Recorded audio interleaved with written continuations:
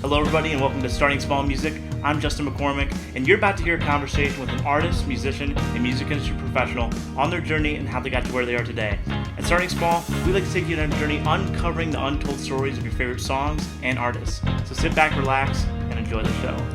Just keep a smile on your face and it'll be okay. Try not to be bitter, you gotta do it either way. Keep a smile on your face and it'll be okay. So when life throws a jab, you gotta duck out of the way. Welcome back to the Starting Small Music Podcast. Today we have a very special guest with us. We have Jake Sommers, drummer for Luke Combs. How you doing today, Jake? I'm doing well, man. How you doing? I'm doing real good. So getting right into your story, you grew up in New York. What was your childhood like? Man, I played a lot of sports. I got my first drum set when I was 6 years old, and I just took to it. Yeah. Every day after school, I'd throw my book bag down on the ground and just go play drums. I took lessons when I was 6, and then I stopped for like a year, and then I wanted to take lessons again.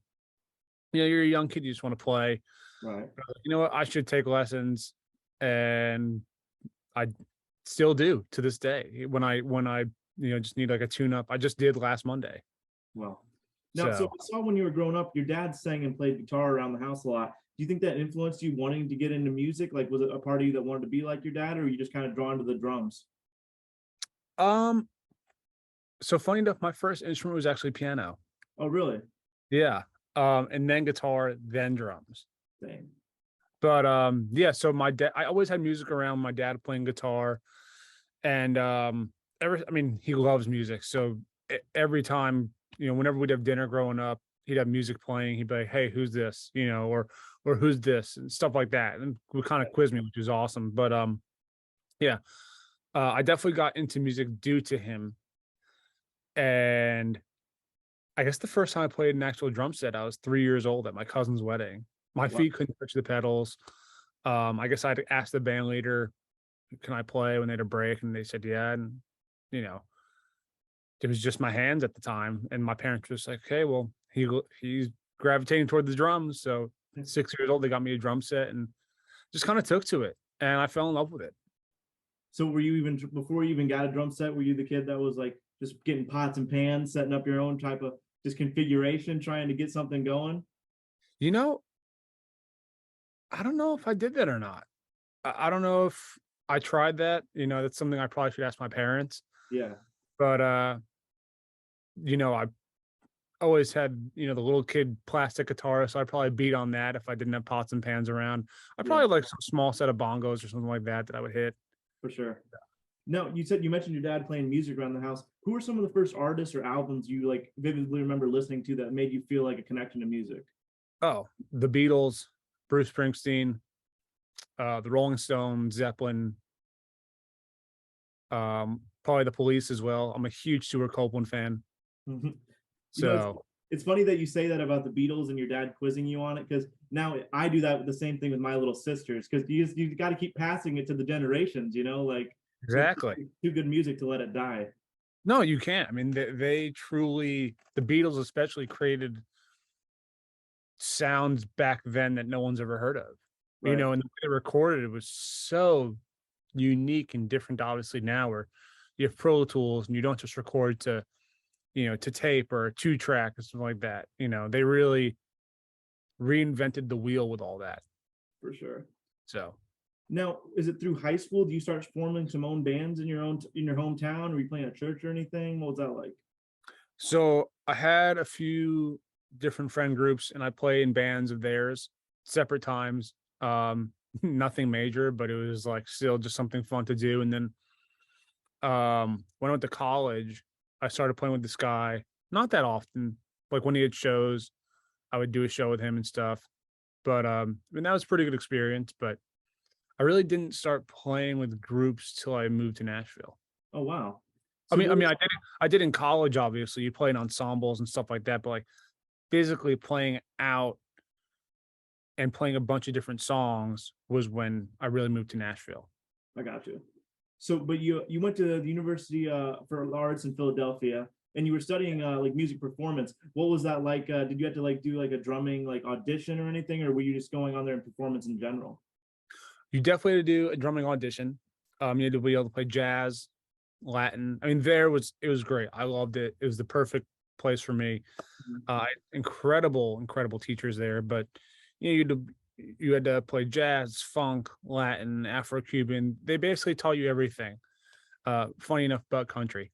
But no, it was great. I mean, I had such amazing teachers. I had amazing teachers before college as well. I don't know if you know who Dom Famularo or John Favicchia are, Yeah, but I studied with both of them. I'm still close to both of them. I'm going to be calling John back after this podcast call, wow. just to catch up with him. But like, aside from, they were great in my years prior to college. And then when I got to college, I had amazing teachers like a guy named Mark DiCiani, who I'm still super close with. I don't know if you know who Jerry Brown is. Mm-mm. He was Stevie Wonder's longtime drummer. He's been with Diana Ross for 20 years. I'm still very close with him. Wow. Do you know who Jimmy Paxson is? I don't either. No. He was with Stevie Nicks for a long time. He's been with Lindsey Buckingham and the Chicks for a long time. So I got to study with him as well. Dang. And then, have you heard of this group called the Yellow Jackets? Oh yeah. Do you know who Marcus Baylor is? He was with them for a bit. I think I know who you're talking about. Yeah. Got to take a few lessons with him. So all their teaching styles and playing styles have kind of seeped into my own, aside from the influences that I've been listening to. Right. So it was a great culmination of just all these amazing teachers. Of like, I did brush playing there. I did everything across the board, but I knew come junior year of college that like, if I wanted to make a career out of this, country music's the way to go. Yeah. You said they didn't cover the country music style in college. Yeah, they did. No. There was one page on the 4 on the floor. That's all you need. That's it. And like maybe like a few like side sticks. No, it's cool though, because you mentioned some of your mentors, and like in your bio online, like you have shining reviews from so many of them, just like believing in you and what you do. What does that mean to you to have the backing of all these people that you look up to, and they're looking back at you saying like, we appreciate his craft as well? I mean, it means,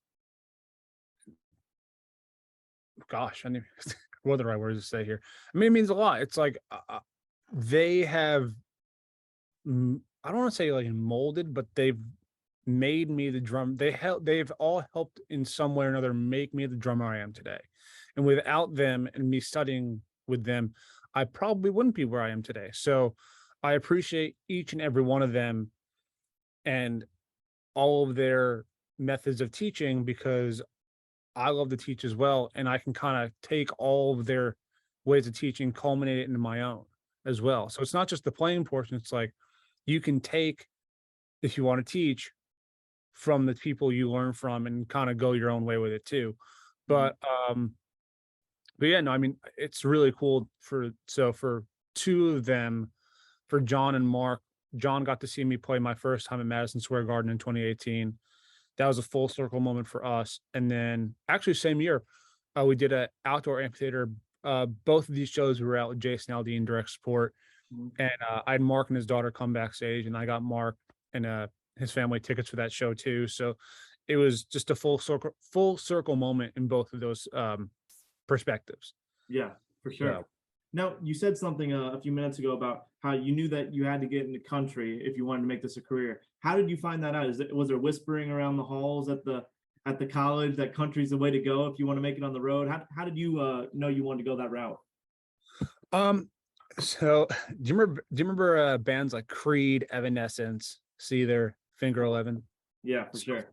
One of my dad's best friends used to be the president and then owner of Wind Up Records. So I was interning there from my junior year of high school through sophomore year of college. And he said to my dad, if Jake wants to continue on with his career, he could either stay in New York, go to LA, or Nashville. And he said he should check out Nashville. So my senior year of college, I remember I had to tell one of my teachers I had to miss a midterm because that was the weekend I was going to visit Nashville. And he wasn't so thrilled about it, but I said, listen, I hope you understand this is, potentially where I'm moving to after college. It's part of my journey. Right. And he understood and all that stuff. But so I went to Nashville. The first thing I saw was the downtown honky tonk lower Broadway scene, and I fell in love with it. Yeah. And then I just knew I had to be there. So upon graduating college, I was originally not going to move till October of 2013. And I did the whole Craigslist thing back in New York for a few months. And I'm an only child. So my mom was like, oh, like, you just got back from college. It'd be great to have you home for a bit. And I was like, yeah, I need to move. There's nothing for me here anymore. Right. So I moved in August. I moved August 6th, 2013. And I started playing Broadway full time by the middle of my second week. I saw that. That's just crazy to me. How do you pick up? You said it was through an alumni at your college that you were able to pick that gig up so fast, right? So, sort of through her. So she was here, and then she invited me to a party on Music Row, like my second day, and I was like, "Yeah, I'm definitely want to go." Right. And I just talked to anybody who was there just to meet people because I didn't know anybody. The only person I knew was my cousin who's younger than me who had gone to Vanderbilt. Mm-hmm. He had no connections in the industry, so I went to this party, talked to a bunch of people, met a drummer there. He said he was playing downtown that night. So he said, come sit in. I did. It's like timing, luck, all that stuff, culmination of all. Yeah. And a very inebriated bass player walked in while I was playing my two songs. And he said, hey, I got off. He said, is this your gig? I said, no, I just moved here yesterday. And he goes, well, our drummer is leaving. We're holding auditions tomorrow. Come audition. So I said, I'd love to. Wow. Did that. An hour later, I got the text or call that I got the gig. And the rest of that first week, I went and just sat in on shows, listened to everything they played, did all my homework, and started playing by the middle of my second week. Wow. Now, your story is just a shining example of this. Can you just tell what's the importance of networking and just going and saying yes to going to parties like that when you first moved to town? Like, would you say that's a pretty key piece to your success, is just going out that night? Yeah, 100%. I think when you aren't at a point in your career that you want to be at, whether it's with networking or gigs, mm-hmm. say yes to anything. Yeah. If you really feel strongly about it, but like especially networking, like I think networking is so key to do for people because they don't really do cattle calls anymore. And it's all word of mouth. It's like I literally was just having lunch with a buddy of mine who's a bass player, and I always keep my ears open for him because he's a great player and I know he is good enough to be on a high level touring gig. Yeah. Like aside from the playing, he's got a great personality and all that stuff too, which those two definitely obviously have to fuse together to be competent on a gig and all that stuff. You got to be able to hang. Yes, because it's more about the hang now than I would say the playing, which is, you still have to play. You have to play the songs, you have to play them well and all that stuff and consistent night after night.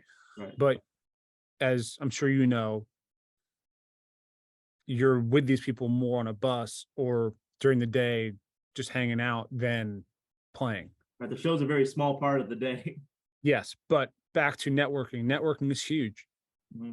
I remember I would go and network. I'd go, there still is. It's now every Monday and Thursday, this round called Whiskey Jam. And it's all original artists. I would go there almost every Monday, even if I had a Broadway gig after. Mm-hmm. I would go till I had to leave. And since then, I've been in town for 9 years now. I've probably played Whiskey Jam 14 or 15 times. I remember one time I was just there hanging out and this guy goes, hey, this girl's about to go up and play. I know who you are. Can you go play 2 songs with her? And I was like, I never heard him, but okay. And I play with her and she goes, hey, thanks so much. I'm actually moving to LA tomorrow. I'm like, oh, cool. Great playing with you. Bye. Have a great time in LA. Wow. But networking is huge. It's like, there used to be a place on this area called the Mumbrian Hill, and I was like the house cajon player there. My buddy couldn't do it, and he was like, hey, you should do this. So I did it. It was every Tuesday. Yeah. And nobody really likes cajon, but I played with like 8 to 12 different artists every Tuesday, 2 songs a piece, 1 original, 1 cover. I had no idea what they were doing. Everybody loved it. And that's another way of networking. Someone could be like, oh, like if I wasn't also at the time playing with Luke, then if I hadn't met him, I could have gotten a gig via playing with one of these artists. For sure. Because obviously you don't move to town to play cajon. That's ridiculous. Yeah. But obviously the stars aligned for me and all that stuff. But it was still a great way to meet people because other people could be like, hey, are you free? Are you in town this week? Can you play a gig with me? Sure. Mhm. If that had to happen, Right. I could have done it. But it's all about networking. I mean, during CMA Fest in 2015, I pretty much lived at this place called the Listening Room playing cajon for people. Really? Yeah. So, I mean, and it's a very similar story to how you got your gig that you have today with Luke Combs. You guys met after a show at Tin Roof, right? Yeah, I happened to walk in. I had no idea who he was or any of his material. I walked in not knowing a single soul in there. I stood behind the stage because it was so crowded. I caught his last song, which I believe was She Got the Best of Me. And I just wanted to meet the guy. It wasn't like I was trying to get a gig or anything like that. I just, said, hey, man, I really like your voice. I really like your songs. Or the song I heard, I really enjoyed it. Mhm. And he said, thanks so much. What do you do? I told him I play drums, because that's what I do. Yeah. And he said, I need a drummer. I have a gig next week. Do you want to play? I said, yeah, I'd love to. So I said, send me your material. I did my homework. I was the first one 30 minutes early to I would say my audition / rehearsal with everybody else. Mhm. Had all my stuff set up ready to go, which I think shows a lot that you're not just there getting set up when everybody else is there. Like I was fully ready to go. Right. And I think that shows like, hey, he really wants this. And we did that gig. And then we hung out once a week for the next 4 months, every week, just to know each other. And then he called me and said, hey, I want you to be my guy. Do you want to do this full time? I said, yeah. That's And dope. I haven't missed a show since. Now, what does it mean to you to be like, you've been on the come up with them, like you saw the days when it was just you guys on a van to now selling out stadiums. What does that mean to you? Oh, it means, first off, like I think with any artist career, you never know where it's going to take you. You have to believe in them. They have to believe in you. Mhm. And, it's truly amazing to see how quickly this has taken off. Yeah. And I'm fortunate for every second. I still remember when we were in a 15-passenger van and we heard Hurricane on XM's Highway Find and we were all freaking out. And then it's like, I remember, I don't remember the exact date, but I remember in 2017, like it's like, oh, we're doing the Today Show and we're playing Hurricane and Winter Rains Pours. And I was like freaking out. I was like, this is amazing. But I was also nervous as hell. And I'm like, oh my God, I can't mess up, And just like one thing led to another. And it was truly amazing. I mean, I loved playing those shows where the audience is so close to you because you could feel the energy. Not like you can't feel in a stadium or an arena, but when you're that close to someone, you could truly feel like what they're feeling. I bet. But once again, regardless of playing to 80 people or 65,000 people or 130,000 people, you got to give it your all. And one of the best things I learned from the drummer for Jason Aldean, Rich Redmond, who's a buddy of mine, was whether you're playing in a small room or a stadium, you got to make sure that person in the top row, all the way in the back, that might see you as looking like an ant, you got to make the biggest motions, put your sticks in the air so they feel that same energy that you're giving out to the people in the front row, the people all the way in the last row. And that's always stuck with me. For sure. So now, the song that probably easily put you on the map is Hurricane. And then what song do you feel like, you saw this from the back. What song you guys like took it to the next level for you, where you see like a big, like just like switch to like, oh man, this room is full, or we're doing like an arena now? You know what the crazy thing is? Honestly, every show we've done since the very beginning was pretty much packed out. The only time it wasn't packed out is because the booking guy accidentally booked the show Memorial Day, and we still had 80 people there. And the next time we played that same venue was sold out. So every time we did a show, it was not like, oh, people were trickling in.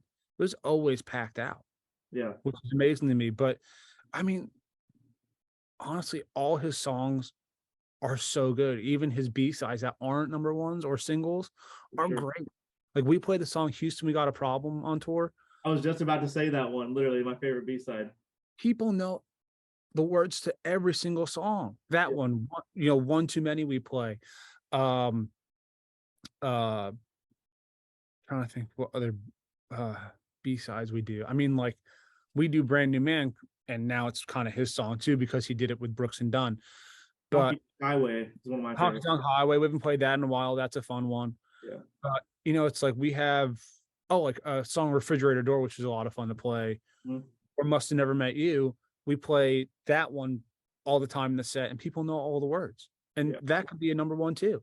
All his songs could be a number one, which is amazing. And they're all fun to play. And I mean, I would say like everybody loves When It Rains It Pours. Everybody loves Beer Never Broke My Heart. She Got the Best of Me. Obviously Beautiful Crazy.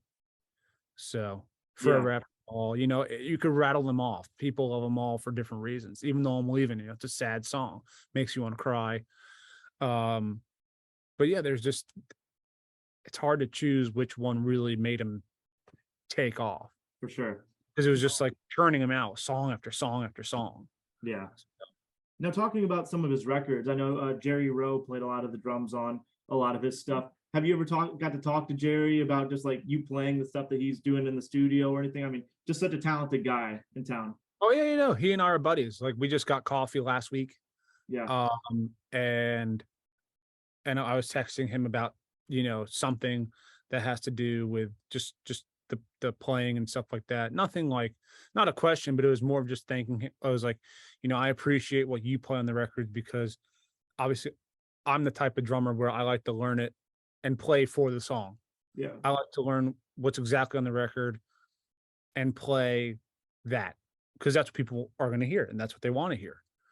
And I thanked him, for being an incredible player. And, when I get to do some like studio stuff, like demos for my house or something, I think, okay, how would Jerry approach this? Yeah. And, he's a great guy. Him and I get along really well. And, obviously monster player, but his parts are just so, tasty. Like, from the groove to the fills that he plays, how he chooses them and all that stuff. And, so like I texted him like last week, thanking him for, obviously creating these amazing parts. So, and he appreciated it. He honestly was like, I don't know what to say. Like, I'm at a loss for words, but it's like, just thank you, So, but he's a great guy. And, hoping one day I could, be a fly on the wall and watch him do his thing. So, For sure. Now, going back to your live set too, what's your favorite song on the set right now? One that just gets you pumped, like, oh, this one's coming up in the set, like they're about to go crazy. oh man, that's a good question. I always love playing Cold as You. That's a fun one. Mhm. Sometimes we start with that one, or sometimes down the set. One that I really enjoyed playing recently is actually the Kind of Lovely Make. It's his now 14th number one. Wow. Yeah. Amazing, but people love it. Mhm. And it's fun to play. The groove is great. And I mean, then again, it's like the Hurricane, which is at the end of the set before the encore, and the main encore is Be Never Broke My Heart. Yeah. Who doesn't want to play? Who doesn't love playing those two songs? For sure. So it's hard to honestly choose a favorite of like, oh, I can't wait to play this one because of the crowd. When every single song, they're always so excited to hear it. Yeah. Now, you talked about being friends with Rich Redmond, and for probably like a 10-year reign, Jason Aldean was the biggest artist in town. And now I feel like Luke is at that spot. Have you and Rich had any conversations where he's like, oh, I remember like when we were just like at our like just like top like that, and like where you guys are right now? Yeah, I mean, Not that they aren't at the top still, but like, you know what I'm talking about. They're still very much touring, Oh, for sure. all that stuff. So when we were out on tour with them in 2018, we were just kind of talking, and I was like, what was the rise with him? And he was telling me the story with them and all that stuff. And it's in an interesting way, because I don't know if Jason has really done a lot of headlining stadiums on his own. Right. That I'm aware of. I could be wrong, but like he's still very much and very popular in the country music game. He's still one of the top, I'd say, male artists that are out there touring constantly and putting out records and having number ones. Um, and basically Rich said to me, he was like, this is a lifelong gig for you, just keep doing what you're doing and you could be on this gig for the next 20, 25 years.